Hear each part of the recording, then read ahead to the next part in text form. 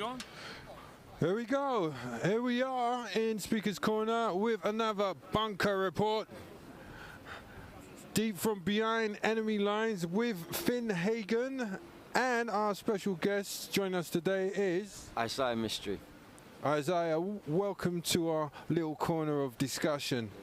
And let me just explain what the bunker report's about, really. It's basically a space where we can kind of discuss and express our feelings on what's going on this planet today.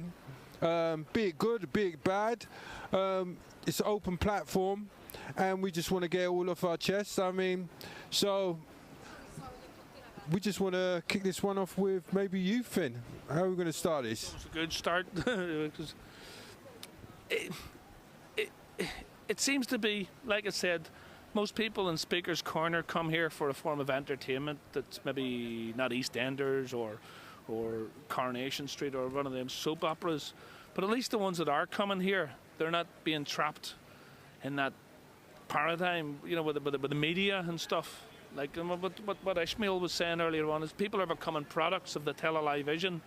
They're actually not only believing everything that they're being told on it, but they're starting to emulate it now. They're actually starting to become the superstars that are coming out of like Big Brother and, you know, all these reality programs. Jeremy Kyle, the man's it's horrendous. I think they're exporting them to America now. They had Jerry Springer over here as well. It's like monkey see, monkey do. After a while, they can't differentiate between reality and fantasy. The conscious part of the brain, right, that usually sits here, has become so traumatized with the television, with the horror and the shock of the news and whatever, that it eventually gets so traumatized it goes into the back of the mind. The subconscious that's usually resident at the back of the mind comes to the forward part, sits in the front where it'll believe anything, and then next thing you know, it's like...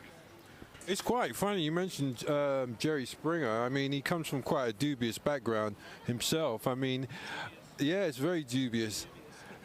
Whatever the dubious, but regardless, he comes from a very dodgy background himself. I mean, he was actually arrested for soliciting a prostitute in his prior days before, you know, becoming his big co-host.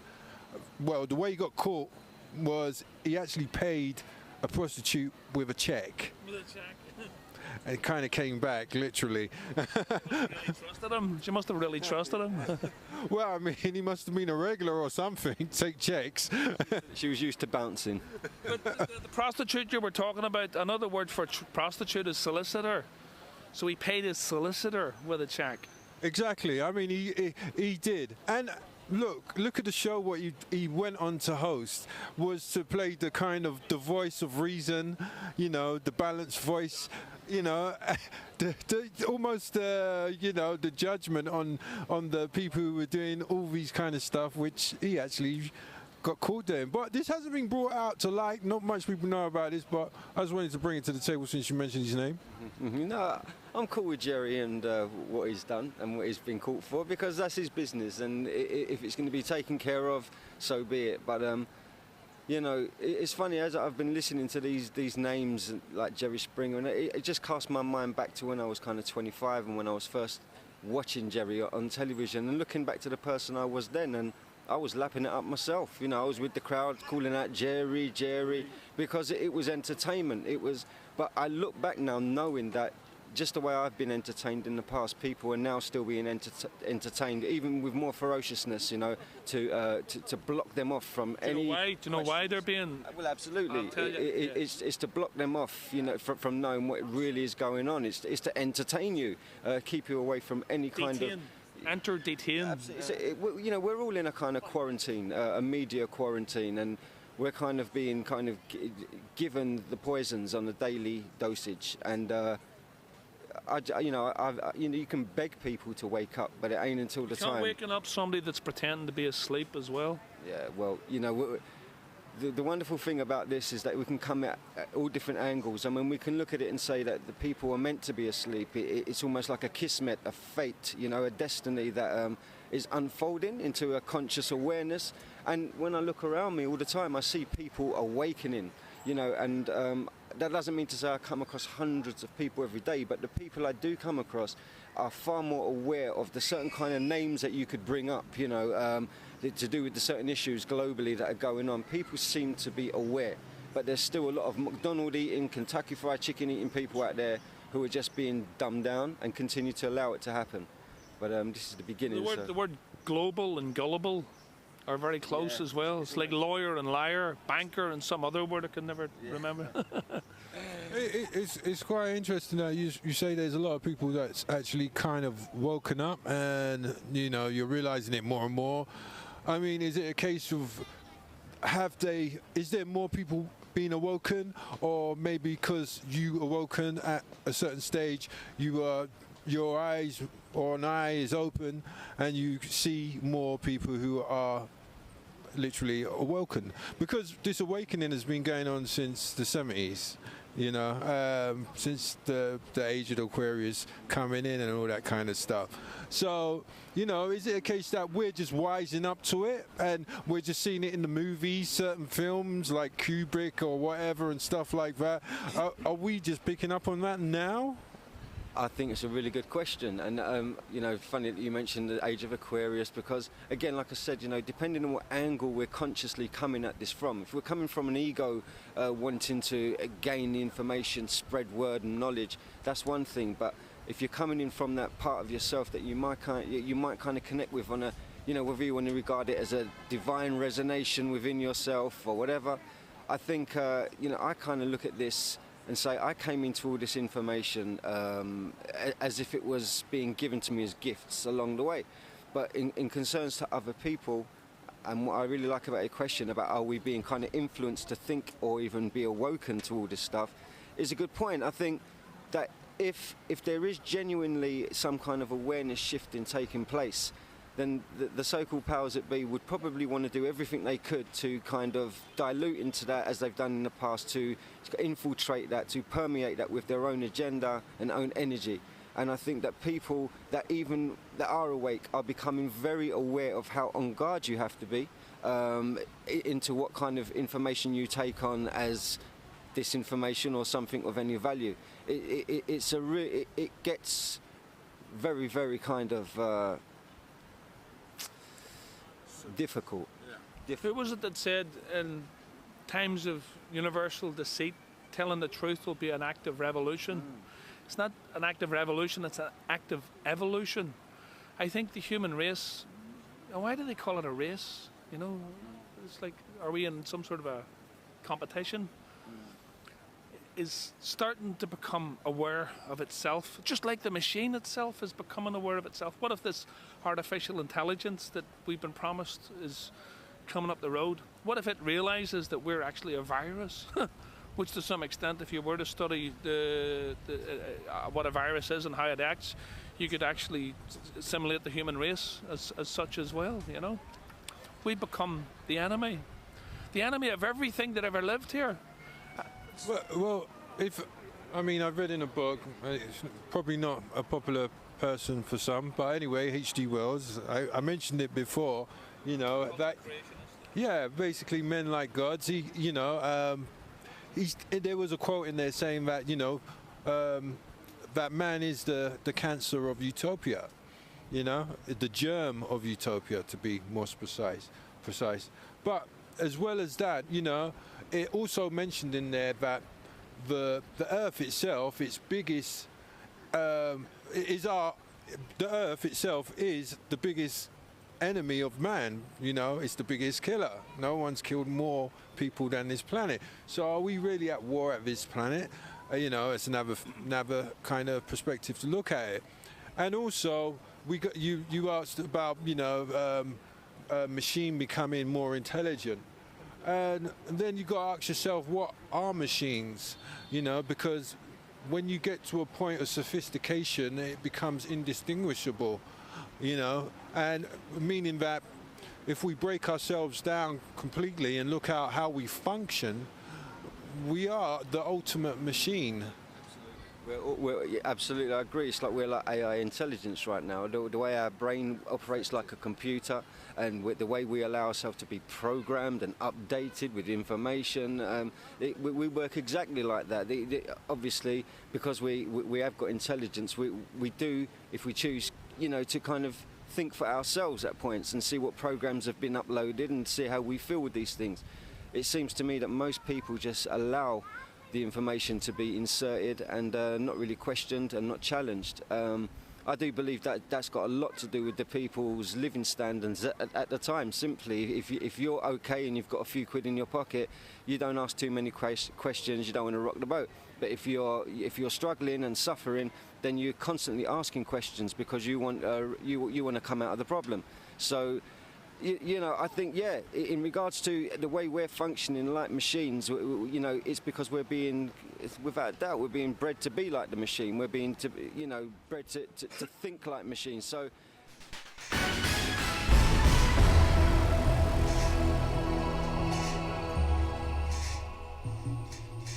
Chemtrails, and Vin here has just surprised me, I must admit, because I thought he was. Like myself, someone who sees as chemtrails as quite a negative thing, not something that's been done to protect us in any way. And if it was, I've said to Finn, why wouldn't they have told us? And he said, why would they? And I see his point, they never tell us anything anyway. But at the same time, I do believe there's something very suspicious, very suspect about these things, due to the fact that many people have drawn from them things like valerium, mercury, even nanochip type of shit. All these chemicals you're talking about, aluminium oxide and whatever, right? The barium, whatever, superconductors, right? What if you've, as a superconductor, we are being sprayed with a superconductor, but the superconductor that you're talking about, what if it turns out to be gold? What if they're spraying us with a gold chemical? That's why the commodities market's gone through the roof now. Was it $1,600 an ounce or something? What if they've realised that something really bad's happened to the atmosphere, that they've burnt a hole in it or something, and they're trying to rectify it? I mean, I don't trust them anyway. I don't trust doctors, I don't trust lawyers, I don't trust the police, I don't trust judges, I don't trust teachers. All the people that we were told to trust when we were children, are destroying the law. They're destroying people's health. They're destroying people's livelihoods. The judges are destroying the legal system. They're all practicing law commercially. They're doing it for money. They're not doing it because they want to protect you from the boogeyman. They're creating the boogeyman so that they can protect you from them. Sinister stuff. But what if it turns out that the chemtrails and nobody's, the people that are spraying these are spraying themselves and their own children? You know what I mean? What if, like I said, there's something going on that they haven't told us about because it's above government? See, who is the government? You got to work out who the government is. I think it gets to a point where, especially if you're thinking in that way, where it's possibly something which could be good for us, for our benefit. Like I said before, there could be a possible greater threat to us, which is such a great of a threat. They are fearful of telling us the threat. Yeah, because they have no control over it. This is maybe a possible way to kind of soften the blow. Say if we are threatened by something really greater than their extraterrestrial, their powers, whether it is extraterrestrial or terrestrial, do you think that we should have the right to know? Absolutely, I do. But that's just for me. I would like to know. But apparently there are people out there that don't want to know. They wouldn't want to know. Most people, if they thought that the world was going to end tomorrow morning, would actually go out. They would rape, murder, pillage, do whatever. There would be a complete breakdown of society because the police wouldn't turn up the next day. Come on, at the end of the day, if they thought they only had 24 hours. The last thing you're going to do is call in on duty. It's been played out. It's been played out, and it's been played out to show us how to respond to such a breakdown of society, their biggest fear. It's been played out in Hollywood many times, and you tend to take from it, the takeaway is how not to behave. You behave like the hero. Everybody wants to be the hero and not be like the Bad guy. well, the bad guys or the people who are going to play Mr. Orange or whatever and stuff, or Mr. B, you know. But the fact is that it's education at the same time. But like I said, it's a weird one because they're telling us and they're not telling us at the same time. It's kind of it's like an upgrade. There's a physical and mental upgrade going on. Well, I'm thinking at the same time now we've got to question ourselves. If we're questioning things like chemtrails, number one, do they exist? Are they such things? I think it's been proven, beyond doubt now that they do. What their kind of purpose is obviously is up for the debate. I think the consensus, as far as I'm aware of, is that anyone who understands chemtrails understands in their mind that there may be a problem with it. I appreciate it may not be so, but then we've got to start asking ourselves about other things, such as like certain vaccinations, the kind of evidence that supports that vaccinations are not doing us too good either. You know what I mean? Same thing with the vaccinations. Government gets what the government pays for. Accept any benefit, reward, or privilege of any form of government, and you're going to lose something. The chemicals that are going into the vaccinations, right? They're not intended to create retarded children or to give people shock reactions or whatever, but some people suffer from these side effects. It's collateral damage, you know what I mean? It's calculated that a certain amount of people. But then again, you've got the eugenics bill, right, where they have to keep down the population. Look at all those soul dyers that came back from Iraq and Afghanistan that were vaccinated with anti-neural agent vaccinations, and they all came back sick. Every one of them had depression, anxiety. They all suffered from post-war syndromes. They all suffered from terrible side effects. You know, some of them got massive that they couldn't walk and stuff. None of them were recognised with a so-called Gulf War syndrome. You know, they were just put passed off as malingerers. You know, and same thing happened in World War I. I remember coming back with a shell shock and they were wobbling all over the place. They were an embarrassment. You know, it's like shocking. It seems. I hear what you're saying. It seems like people are just turning into jelly due to these things being injected.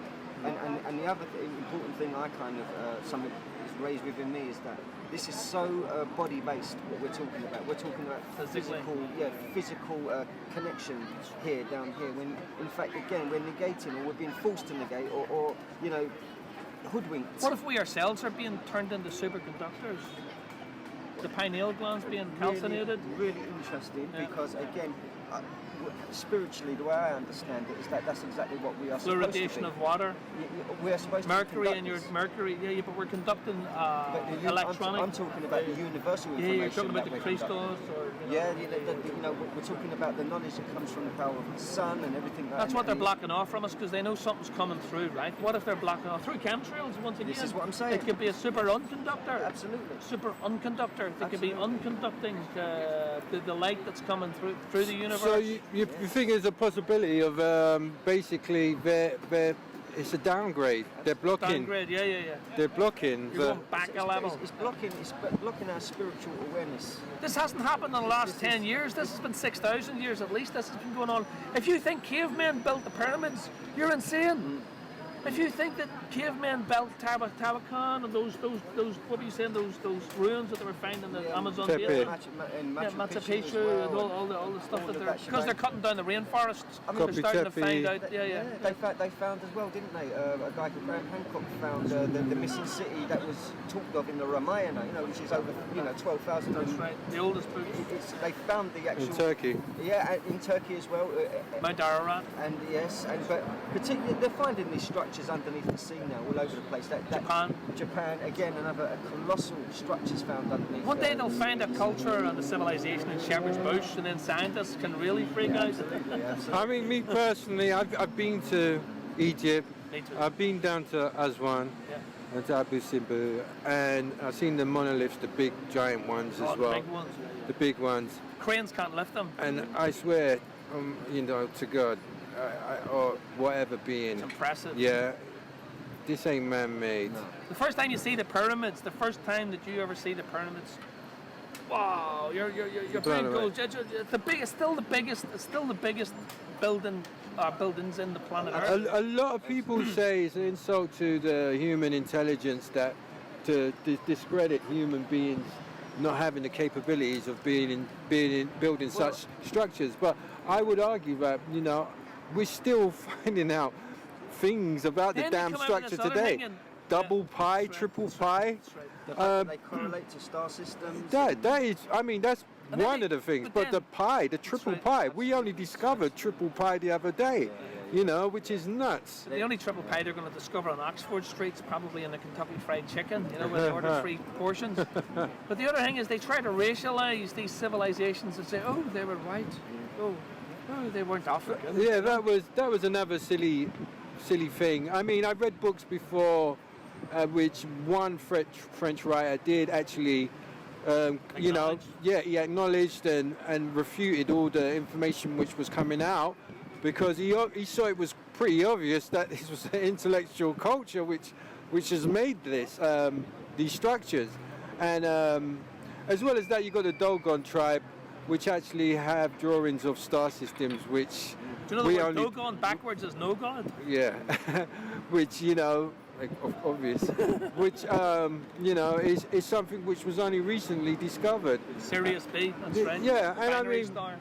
there's people trying to discredit Zachariah Sitchin for his works and stuff, but I think he done a monolithic work, of which, you know, and even what's his name? Eric Van Daniken. Van Daniken. Daniken. Van Daniken was actually, he admitted in the end that it was all rather a lot of baloney that he was coming out with. Well, But he created a culture in that time, Chariot of the Gods, that actually opened people's eyes and minds to the fact that there might be something external to ourselves. Yeah, I think he may have been coerced into that kind of thinking, because the facts are there, and the facts are written in stone, so to speak. And I've been to other places in Egypt where I've been down in a deep kind of tunnel and stuff. Saqqara. I can't remember where it was. Saqqara. And there was some images of some other kind of creatures which I've never seen in any other tunnel. Absolutely. You know. Well, they were using Anubis, and they were using like the Sphinx. And what they're talking about, they're actually geneticists. They're telling you that we're modifying, we're creating and recreating. Just one more thing. Aye. The other thing which perplexes me, in terms of logic and reason, understanding that the Egyptians were people of accurate mind and proportion, even down to their building. I can't understand, even down to their records and the recordings of their wars and how they lived and so forth. I really fail to understand why they couldn't understand the structure of proportion in terms of drawing people. There are some people who are giants and some people which are small. Now, how do they make that ginormous mistake with such skill and knowledge? Perplexes me. So, you know... What if people were 12, 15 foot tall? Well, There was such thing as an Nephilim. I do believe that, because there are some people who are quite big these days, you know, and loads of things are extinct now. There's things which were there in the past but were called monsters, but now we call them like maybe two-headed people, or, you know, and stuff like that. These things happen. What about the legend of dragons?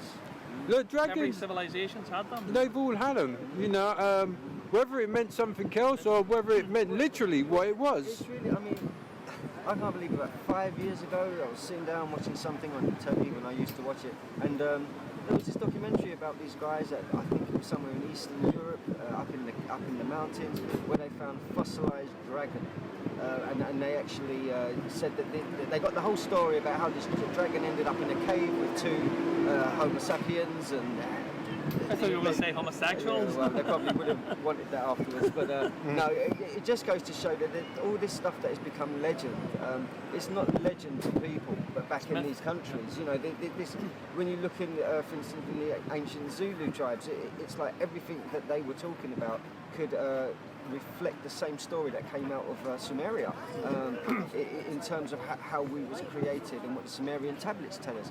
The same was happening in Africa, you know. China is the only one who really has exposed much. And they got a hell of a lot of pyramids. Big and old. They've covered them up, you know. What about the difference between history and mystery? History is his story, and mystery is my story. And they would like to take my story from me and give me his story. It's a good play on words, but this, remember, history is, who was it, Napoleon said history is wrote by the victors. The victors. Yeah, or one of them said it, but who's the victors? The ones that have been... The ones that orchestrated it. Absolutely, who started it in the first place and funded it, going back to war. When you see the same people that were funding the wars on both sides were the ones that won that war, you know, and that's like I said, the human race has never won a war in its entire existence. Not one war has the human race ever won. The only thing that's continued is the division, the separation, the hate, and all the reasons that fuel that. And it doesn't seem to be too hard to get people to thinking negatively towards someone else because of their colour, race or creed. It's not hard at all. But now it seems, you know, we have to now grasp this moment. You know, there's so much information and so much reason that we should do this when we've only just got to take a look at what's going on around us, see the condition that humankind is in, and start understanding that we have to take steps. People feel that there's not much we can do. Well, the thing is, empowering yourself actually is the greatest thing you can do. You change within yourself. You change within yourself. You become connected to yourself in a way that you may never have felt. That's what Ishmael was saying as well. Change yourself. But also you become connected to who and what is around you, understanding that we are all connected on a very deep level. I mean, I'm looking around me right now. Everybody looks totally disconnected, and you know, and the same. But I've heard a proverb where it says that in the land of the blind, the one-eyed man is king. And this is what happened. There is a king ruling right now, and he has one eye. You know why they say that the one-eyed man is king in medieval mythology, theology? The devil was always depicted with one eye because it was always said that the devil, could only see through a material eye. The philosophy of the one-eyed man comes from materialism. Yeah. You only see the material world. They don't see the spiritual world. They don't see it with both eyes. You know, and in the land of the blind, the one-eyed man is king, and our Lord is not one-eyed. You know. Yeah, it's really a lot of deception, and a third of our senses is coming through visual, and what we are bombarded with, an overload of visual information, and we are led by this visual information, supported by the audio. Where the real power comes from, the sound. From within. The sound within, and... in the beginning, God said, let there be light, but sound came before the light because he had to say, let there, so the sound was first. Oh, yes. I mean...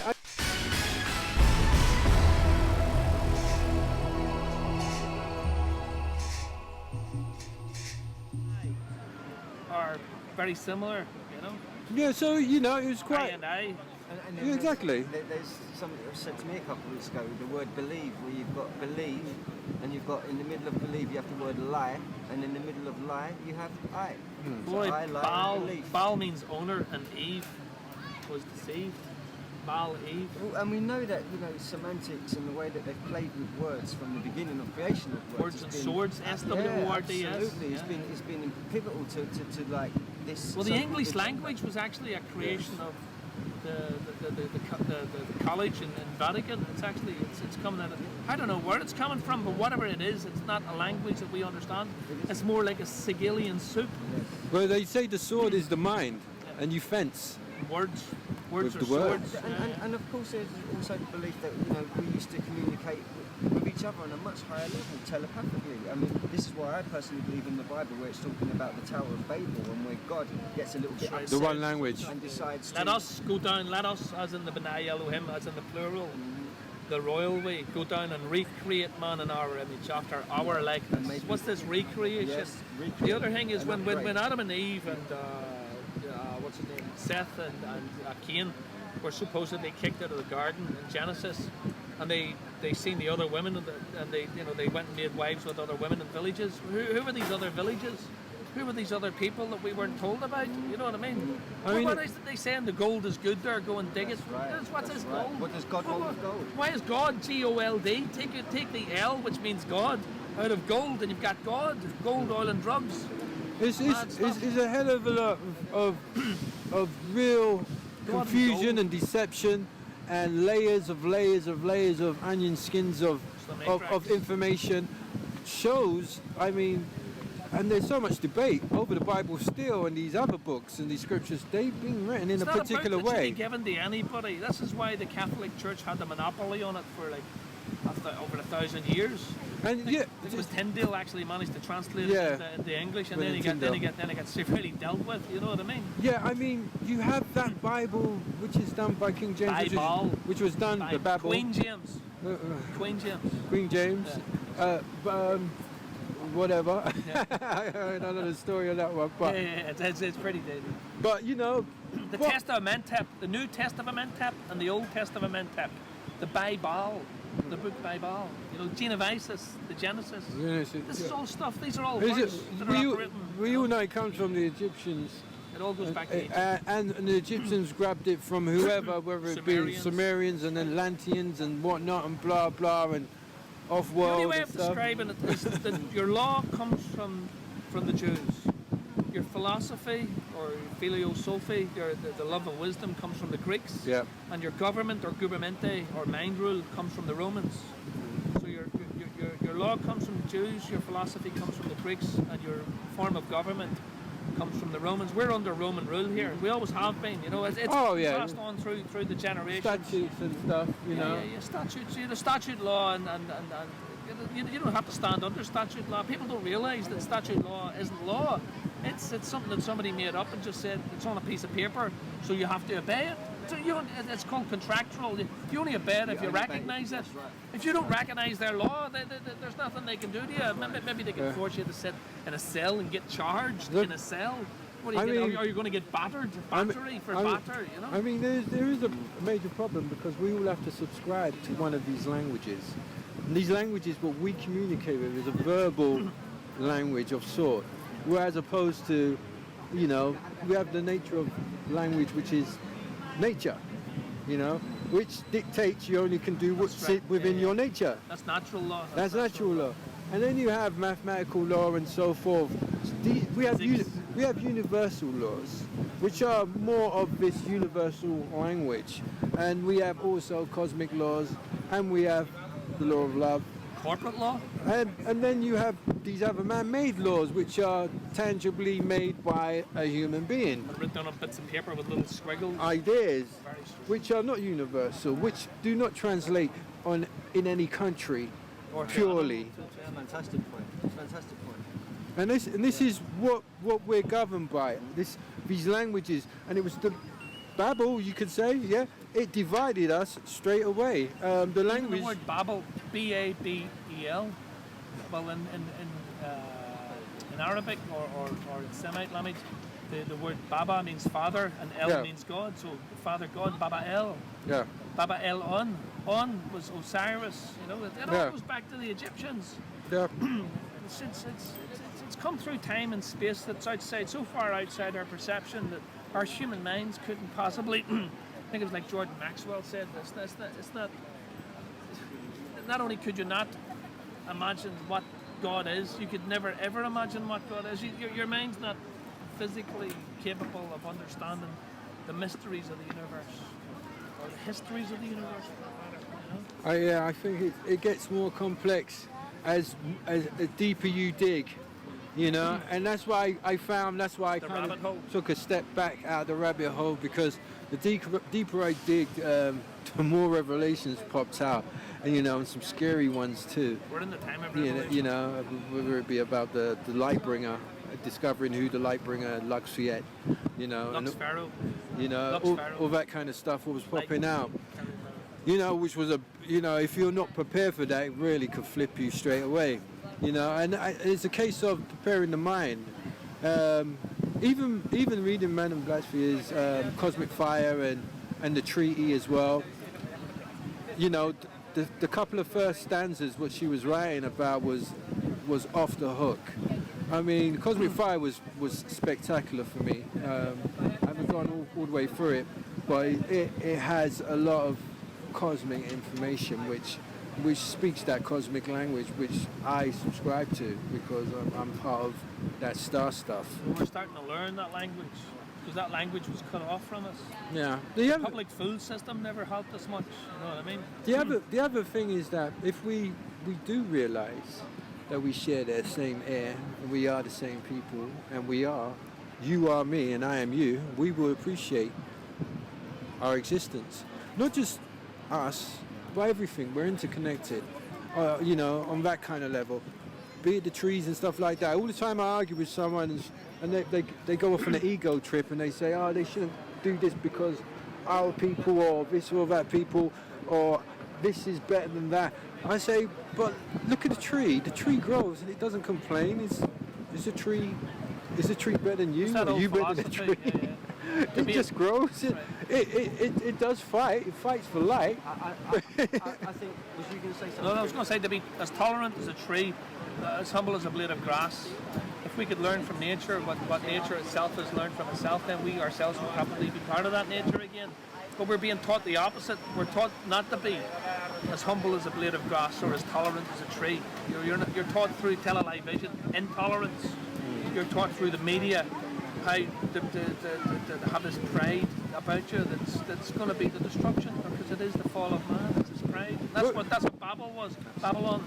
Well, one thing I must say though, I'm a spiritual person, but I'm an extremely scientific person as well. I love science and I love, that side of things. What I have discovered within myself is that to have the understanding that the true genius, the true mind of kind of godlike, if you want to call it God, just for language's sake, true genius is this. It's to bring two opposing things and make them balance in harmony. And make something beautiful from those two things which disagree. That's what they don't want us to do. And that is the true art of God's balance. Yeah. Or the creator or creation. What do you call God? What's the name of man God? and woman. Which name? People say God. God's a title. I would say the creator, because everything's been created the nameless in some one. way. The nameless one. I rather not give any name or title because it's all futile. It's all childish. Name within yourself. Yeah. Within each other. It's like Max Egan said in Lakesh. Yeah. So that's what I think is what needs to come together apart, as opposed to everything being torn apart, and we're having these divisions. Someone's getting these big scissors and just chopping things up. We've got sorcerers in It's control really, here. it's really interesting actually, because there are a lot of people dissing the New Age thing, and I think because people are grouping ideologies to do with like the star system, family, intergalactic, interdimensional beings, like they're looking at that as New Age, but in fact it's got nothing at all to do with New Age. New Age is something that's been constructed like Al Qaeda was. It's like, the stuff that we're talking about that goes back into the past. It's nothing to do with New Age. All this stuff that has been told to us, it's been told to us in the past about perhaps times just remembering to come. Somebody's trying to stop us from remembering something. Exactly. I mean, there's a story by the Greeks, by Solon, the great grandfather of Plato, who told the story about Atlantis and stuff like that. And if you go through it, the whole point of it, which makes perfect sense, this is the only story, the only thing which I've listened to, which makes total sense in terms of connecting everything with everything. How everything was brought together. To me, anyway. But it was the key factor that we all, as a civilization, we have the knowledge of everything, and then we get to this point where whoever, the priests or whatever, take over and get corrupt and stuff like that, and it all degrades to some lower society living like how it is now, and then we go to war and destroy ourselves. And we forget, and then the curse is that we can't remember, and then we're working our way back to that point. There's been cycles of this. Many times we failed to remember, and we're still trying to remember. We are the children of amnesia, and anybody can come up to me and say this and say that, but I say to you, can you remember why we're here? I don't know. I think only those that are meant to are going to be able to remember. These are what we're going to regard as masters or whatever, whatever terminology. The thing is, I think we're all aware that we accepted the rules before we come in, if you believe that. It's like we know the contract of the. It's like when you're going to play a game of Monopoly, you know the rules. Yeah. You know what's going to happen. One thing for sure, right? Number one, we are here, and we're here for a very limited time. None of us know exactly how long it's going to last for, you know. We might be ghosts in a machine, you know. But what you're here to do, I think, is to realise yourself. Don't worry about realising other people or realising governments or realising about cultures or creations or whatever. I think that comes anyway. Yeah. I think in the unfoldment of understanding that the journey is towards self or remembrance of A self. lot of people have forgot that. A lot of people, well, I forgot it until, I mean, to be honest with you, I became what would be regarded as spiritually aware before I became politically aware. All this stuff followed afterwards. I didn't actually want to know anything about politics beforehand or the underhanded corruption. To me, that Well, was that's a denial thing yeah, as well. denial, and plus, you know, I didn't put the dots together. It wasn't until the journey's lengthened and But we've got some great masters coming forward in this time too. We've got great whistleblowers. We've got great men that are coming forward now and teaching us the stuff. absolutely. You know? And the stuff that we're being taught is mind blowing. Literally, You got Santos Bonacci, Kate of Gaia, Jordan Maxwell, Michael Desarian, Max Egan. You got all these. What's that other guy from Australia? The Australians are holding the fort. The Australians there's a lot of people coming. You got a lot of African fellas, a lot of like Ishmael standing very well. I mean, I can't believe how impressed I am with that man's It's talking and the stuff. power of the light workers. Oh, he's you know, brilliant. all over this planet. There are light workers. Doesn't matter what he says, Doesn't he's matter right. what- Yeah. Your people speaking the truth. They're recognising there's certain awarenesses that are actually imperative to our condition.